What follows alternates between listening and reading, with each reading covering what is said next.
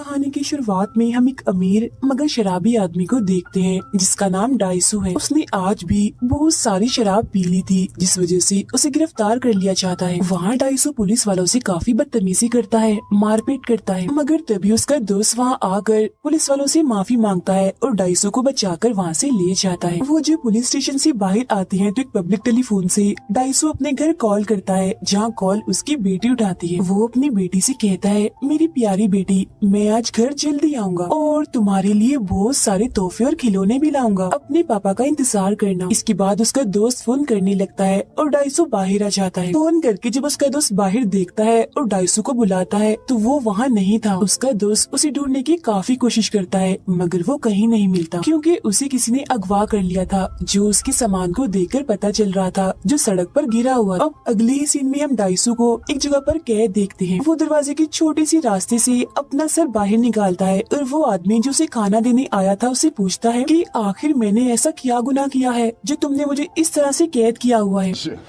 나 여기서 내 맨날 왜 뭐 때문에 들어왔는지 लेकिन वो आदमी उसे कोई जवाब नहीं देता और वो छोटा सा रास्ता लॉक करके वहाँ से चला जाता है। अब डाइसू को कोई अंदाजा नहीं था कि वो लोग उसे एक हफ्ता नहीं, एक महीने नहीं, एक साल नहीं, बल्कि पूरे 15 सालों तक ऐसे कैद करके रखने वाले थे। मगर इसकी पीछे वजह क्या थी, इसके बारे में हमें बाद में पता चलेगा। अब डाइसू अकेला रहकर पागल ना हो जाए, इसीलिए वो लोग उसके कमरे में एक गैस छोड़ देते हैं जिससे उसे नींद आ जाती है। नींद भी ऐसी जैसे वो बेहोश हो। फिर एक दिन उसे गहरी नींद में सुलाकर वो लोग उसके जिस्म से थोड़ा सा खून निकाल लेते हैं और फिर अगले दिन डाइसू को पता चलता है कि उसकी वाइफ का किसी ने कत्ल कर दिया है और पुलिस कत्ल का मुजरिम डाइसू को साबित कर चुकी है, क्योंकि जहाँ कत्ल हुआ वहाँ डाइसू के खून की बूंदें मिली थी। अब इस सब के बारे में डाइसू को पता नहीं, क्योंकि वो तो सोया हुआ था, मगर हम जानते हैं कि वो खून जरूर वही हो सकता है जो वो लोग लेकर गए थे।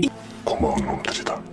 ये जानकर डाइसू काफी टूट जाता है और दुखी भी हो गया था, इसीलिए अपनी बाजू काट कर अपनी जान लेने की कोशिश करता है। लेकिन जिन लोगों ने उसे कैद किया हुआ था वो दोबारा से उसका इलाज करके बिल्कुल ठीक कर देते हैं, लेकिन वो फिर भी बाज नहीं आता। एक बार नहीं बल्कि कई बार अपनी जान लेने की कोशिश करता है, जहाँ वो लोग भी बार बार उसका इलाज करके मरने से उसे बचा लेते हैं। ऐसा लग रहा था कि किसी वजह से वो ये नहीं चाह रहे कि डाइसू मरे, वो उसे जिंदा रखना चाहते थे। अब डाइसू को एक आइडिया आता है। खाने के लिए उसे जो स्टिक्स मिली थी उनकी मदद से वो दीवार को खोदने लगता है। ऐसा वो अपना वक्त गुजारने के लिए करता है। फिर ऐसे करते करते 15 साल गुजर जाते हैं। वो एक ईंट को हटाने में भी कामयाब हो गया था, जहाँ से वो पूरे शहर को देख पा रहा था। वो इस वजह से भी काफी खुश था कि 15 साल का ये अजाब वक्त भी खत्म हो गया है। उसका अब बस एक ही मकसद था, बाहर जाकर उस इंसान को ढूंढना जिसने उसे यहाँ कैद करके उसके 15 साल जहन्नुम जैसे बना दिए। वो आज रात सो जाता है इस उम्मीद में कि कल मैं यहाँ से निकल जाऊंगा, मगर सुबह उठकर जब उसकी आँख खुलती है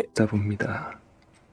वो फौरन ही बड़ी अलग ही अंदाज से एक सूटकेस से बाहर निकलता है और क्योंकि वो सूरज को 15 सालों के बाद देख रहा था इसलिए सूरज की रोशनी वो बर्दाश्त नहीं कर पाता और उसे कुछ भी दिखाई नहीं दे रहा था। फिर जब वो नॉर्मल होता है तो उसी बिल्डिंग पर वो एक और आदमी को देखता है जो छत से कूदकर अपनी जान लेने वाला था। वो उस आदमी के पास जाकर अजीब तरह से उसे देखने और सूंघने लगता है, क्योंकि इतने वक्त के बाद उसने किसी इंसान को देखा था। डाइसू उसे अपनी सारी कहानी बताता है जो उसके साथ हुआ, ताकि उस आदमी के अंदर थोड़ा हौसला पैदा हो और जीने की चाहत उसके अंदर जग जाए और वो अपनी जान ना ले। जिसके बाद डाइसू वहाँ से चला जाता है, मगर हम देखते हैं कि उसके समझाने के बावजूद भी वो इंसान कूदकर अपनी जान ले ही लेता है। ये सब देख उसे हैरानी नहीं होती बल्कि वो मुस्कुराने लगता है और मन ही मन में कहता है कि कैसी अजीब बात है ना, जब हम खुश होते हैं, हंसते हैं तो पूरी दुनिया हमारे साथ हंसती है, मगर जब हम रोते हैं तो हमारे साथ कोई नहीं होता, हमें अकेला ही रोना पड़ता है। यहाँ उसे पता चलता है कि 2003 है और सब कुछ उसके लिए नया है। वो शीशे के बॉक्स के पास बैठकर मछलियों को बड़े गौर से देखने लगता है। इतनी ही देर में एक भिखारी उसके पास आता है, उसे एक मोबाइल कुछ पैसे देते हुए कहता है कि ये रखो, मगर इस बारे में मुझसे कुछ मत पूछना क्योंकि मैं खुद नहीं जानता, बस ये तुम तक पहुंचाने का कहा था। जिसके बाद वो यहाँ से चला जाता है। इसके बाद डाइसू एक होटल में बैठा होता है, जहाँ तभी उसी मोबाइल पर किसी की कॉल आती है। वो जब उस कॉल को उठाता है तो पता चलता है कि कॉल पर वही आदमी है जिसने उसे इतने सालों तक कैद करके रखा हुआ था। वो आदमी इससे पूछता है तुम्हें कैसा लग रहा है आजाद होकर, मगर डाइसू उसकी बात को नजरअंदाज करके बार बार उससे एक ही बात पूछता है कि आखिर तुमने मेरे साथ ऐसा क्यों किया। जिस पर वो अगवा करने वाला आदमी कहता है तुम एक बार अपनी जिंदगी में झांको और फिर सोचो कि तुम कौन हो और तुमने अपनी जिंदगी में क्या क्या काम काम किए हैं। इतना बोलकर वो कॉल काट देता है।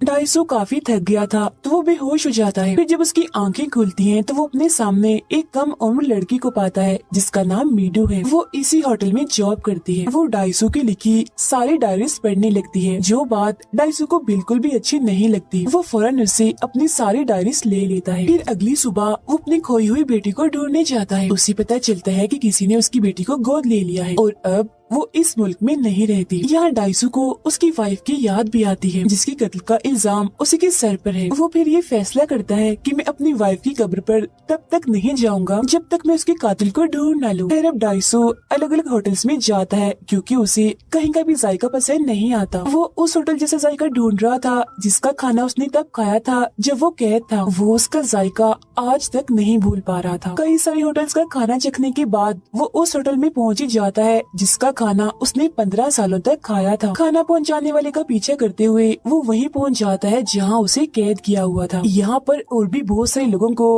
अलग अलग कमरों में कैद किया हुआ था। ये किस्म की जेल थी। डाइसू जेल के मैनेजर को पकड़ लेता है। वो उसके मुंह में कपड़ा ठोंसकर उसके पूरे जिस्म पर टेप्स लगाकर बांध लेता है और उससे बस एक ही सवाल वो पूछता है कि तुम्हें ऐसा करने के लिए किसने पैसे दिए थे, जिस पर वो मना कर देता है कि मैं इस बारे में कुछ नहीं जानता। अब डाइसू एक एक करके उसकी 15 दांत तोड़ देता है और बड़ी बेरहमी से उन्हें बाहर भी निकाल लेता है। और तो और वो यहाँ पर काम करने वाले लोगों को भी बहुत मारता है, मगर वो लोग काफी ज्यादा थे तो वो खुद भी काफी जख्मी हो गया था। वो फिर अधमरी हालत में खून में लथपथ बाहर आता है और फौरन गिर जाता है, जहाँ तभी एक आदमी उसकी मदद करता है और फौरन उसे गाड़ी में बिठाता है। हैरत ये थी कि वो डाइसू को उसका नाम लेकर बुला रहा था, 여러분 됐어.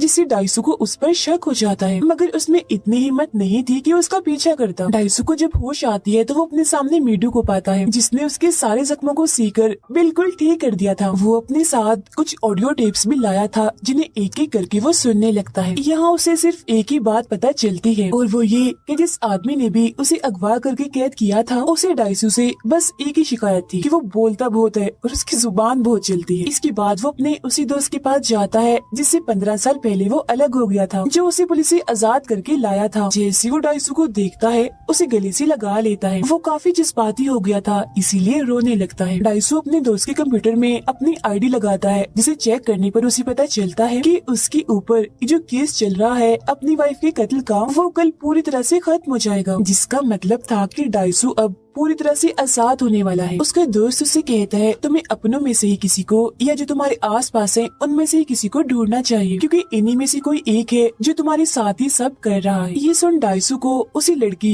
मीडू पर शक होता है क्योंकि उसने बगैर किसी वजह से डाइसू की मदद की थी। वो मीडू को पकड़कर उसे बांध देता है और काफी मारकर उसे पूछताछ करने लगता है, मगर तभी उसके पास उसके दोस्त की कॉल आती है जो बताता है कि मैंने उस अगवा करने वाले की आईडी को चेक करके ये पता लगवा लिया है कि वो कहाँ रहता है, मतलब जो उसका ठिकाना है। अब यहाँ हैरत ये थी कि वो पता कहीं और का नहीं बल्कि डाइसू के सामने वाले बिल्डिंग का था। वो फौरन उस बिल्डिंग में जाता है जहाँ उसे वही आदमी मिलता है जिसने जख्मी हालत में उसकी मदद की थी, जो उसे उसका नाम लेकर बुला रहा था। 여러분 됐어.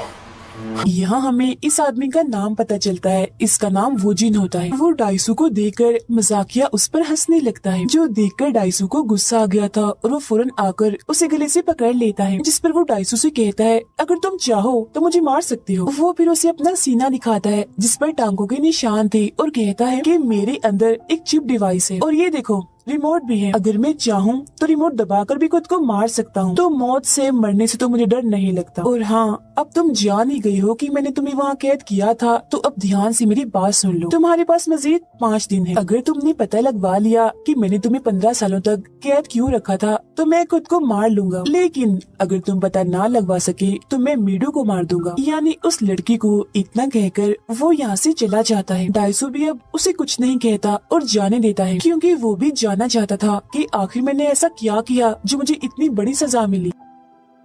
अब जब डाइसू मीडू के पास आता है तो देखता है कि जेल के मैनेजर और उसके लोगों ने मीडू को पकड़ा हुआ है और उसे बंदी बनाया हुआ है। वो अब डाइसू को भी पकड़ लेता है।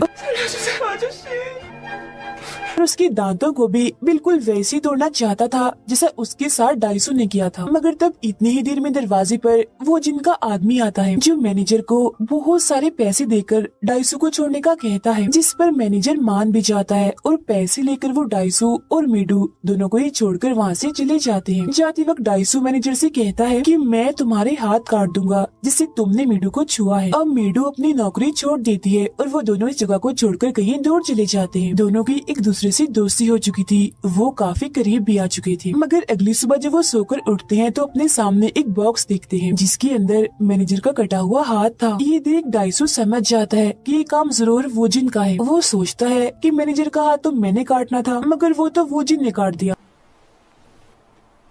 आखिर उसे ये हाथ काटने वाली बात कैसी पता चली? उसे यहाँ पर शक हो जाता है कि जरूर किसी तरह वोजिन ने हम पर नजर रखी हुई है। इसीलिए वो बिजली की एक दुकान पर जाता है और अपने कपड़े, जूते, सारी चीजें चेक करवाता है। तब उसे पता चलता है कि उसके जूते में एक चिप लगी हुई थी जिसकी मदद से वोजिन उनकी सारी बातें सुन रहा था और उन पर नजर रखी हुई। फिर डाइसू जब रिसर्च करता है तो उसे एक स्कूल के बारे में पता चलता है। ये वही स्कूल था जिसमें वो पढ़ता था। वो स्कूल में जाकर छानबीन करने लगता है जहाँ उसे एक लड़की के बारे में पता चलता है, मगर उसकी तस्वीरें वहाँ से हटा दी गई थी। तब डाइसू अपने दोस्त को कॉल करके पूछता है, क्या तुम इस लड़की के बारे में जानते हो? जिस पर उसका दोस्त कहता है कि हाँ, ये तुम्हारी क्लास में तो पढ़ा करती थी, मगर एक दिन उसने नदी में कूदकर अपनी जान ले ली। और ये लड़की पूरे स्कूल में बदनाम थी क्योंकि लोगों का कहना था कि वो अच्छी लड़की नहीं है, उसने गलत ताल्लुक बनाए हुए हैं। अब यहाँ साइड में ही अपने सिस्टम पर वोजिन भी बैठा हुआ था। उस लड़की के बारे में ये सारी बातें सुनकर उसे बहुत बुरा लगता है। इसीलिए वो डाइसू के दोस्त के पास जाकर उसे इतना पीटता है कि जान से ही मार डालता है।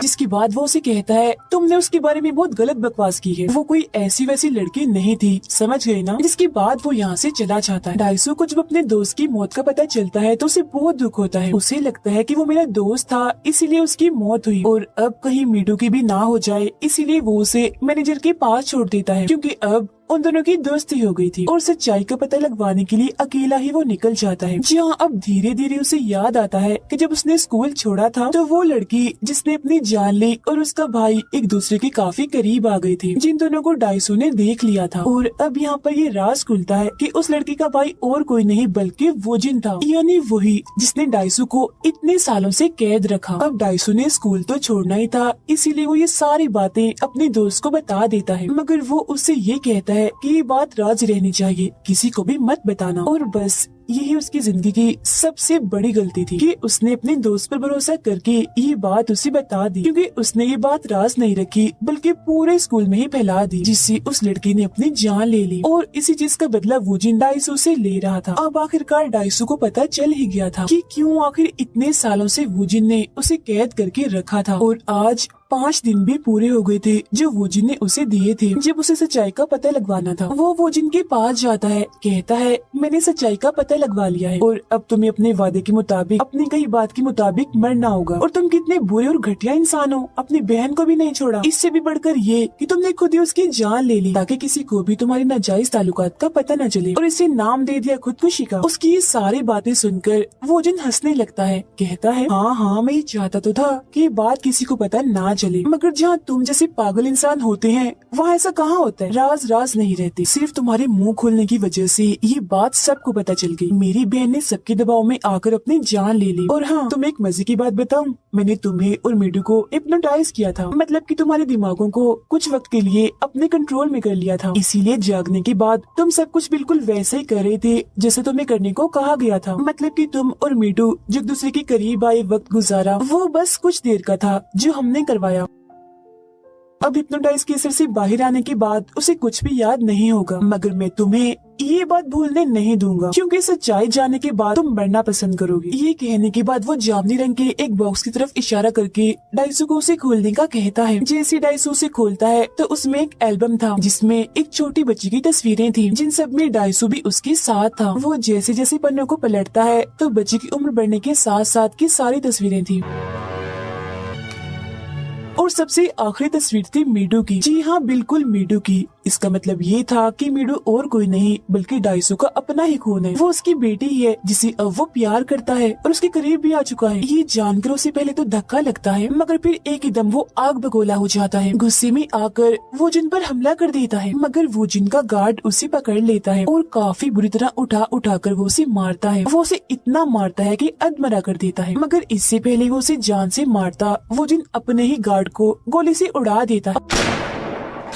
अब वो जिन मैनेजर के पास कॉल करता है, जिससे हमें पता चलता है कि मैनेजर भी उसके साथ मिला हुआ है। उसके सामने मीडू थी, जिसके सामने भी बिल्कुल वैसा ही जामुनी रंग का बॉक्स था, जिसे अब कुछ ही देर में खोलकर ये सारी सच्चाई मीडू को भी बतानी थी। डाइसू उससे बात करता है, कहता है चाहे कुछ भी हो जाए तुम प्लीज उस बॉक्स को मत खोलना। इसके बाद डाइसू गुस्से में वो जिन से कहता है कि अगर मीडू को इस बारे में पता चला तो मैं तुम्हारी जान ले लूंगा और तुम्हारे टुकड़े टुकड़े कर दूंगा। मगर अगले ही पल वो पूरी तरह से टूट जाता है और फूट फूट कर रोने लगता है और वो जिनकी आगे गिड़गिड़ाने लगता है, झुक जाता है उसके आगे, कहता है कि मैं सारी जिंदगी तुम्हारा गुलाम बन के रहूंगा, लेकिन प्लीज मीडू को इस बारे में कुछ पता नहीं चलना चाहिए।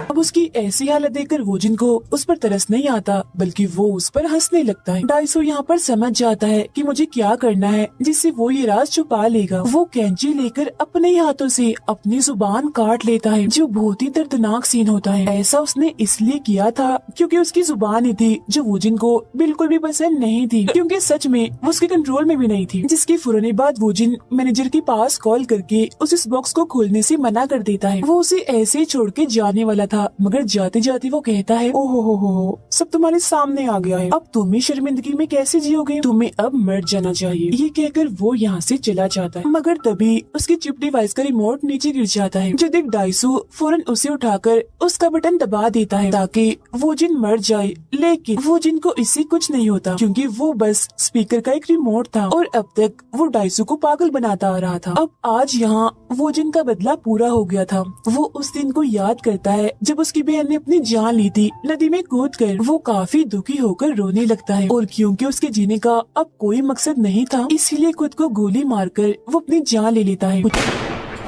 कुछ वक्त के बाद हम डाइसू को देखते हैं जो इसी शर्मिंदगी के साथ जी रहा है और फिर तंग आकर एक दिन वो एक डॉक्टर के पास जाता है और कहता है कि तुम मेरे दिमाग से उन सब यादों को मिटा दो जिनमें मेरी बेटी का जिक्र है। जिस पर वो डॉक्टर कहती है मैं ऐसा कर तो दूं, मगर जो एक्सपेरिमेंट करके मैं तुम्हारी यादें मिटाऊंगी वो एक्सपेरिमेंट फेल भी हो सकता है। मगर डाइसू फिर भी ये एक्सपेरिमेंट करवाना चाहता है क्योंकि वो इन बुरी यादों से जान छुड़वाना चाहता है। जिसके बाद डॉक्टर उसकी वो यादें मिटा देती है और जब उसकी आंखें खुलती हैं तो वो बिल्कुल अकेला था। मीडू उसकी तलाश करते करते वहाँ आ जाती है और फौरन उसके गले से लग जाती है। डाइसू के चेहरे पर भी मुस्कुराहट आ गई थी, मगर तभी धीरे धीरे वो रोने लगता है, जिसका मतलब साफ था कि उसका एक्सपेरिमेंट फेल हो गया है और डाइसू को अभी भी सब कुछ याद है और हमेशा याद रहेगा जो उसे तकलीफ देता रहेगा। अब कहानी हमें ये सबक दे रही है कि जितना हो सके उतना ही हमें गलतियों से बचना चाहिए, मगर अगर कोई दूसरा इंसान गलती कर दे तो हमें उसका राज रखना चाहिए, उसकी बात किसी को भी नहीं बतानी चाहिए, हमेशा अपने दिल में दफन कर लेनी चाहिए। क्योंकि अगर जाने अनजाने में हमने उसकी बात किसी को बता दी तो हो सकता है कि उसकी हमें सजा भुगतनी पड़े। जैसा हमने दूसरों के साथ किया हो वैसा हमारे साथ ना हो जाए, जैसा कि डाइसू के साथ हुआ। इसीलिए हमेशा दूसरों की बातों को नजरअंदाज करना सीखें और अपनी जुबान पर जितना हो सके काबू रखें। और इसी मैसेज के साथ ही ये कहानी इधर ही खत्म हो जाती है।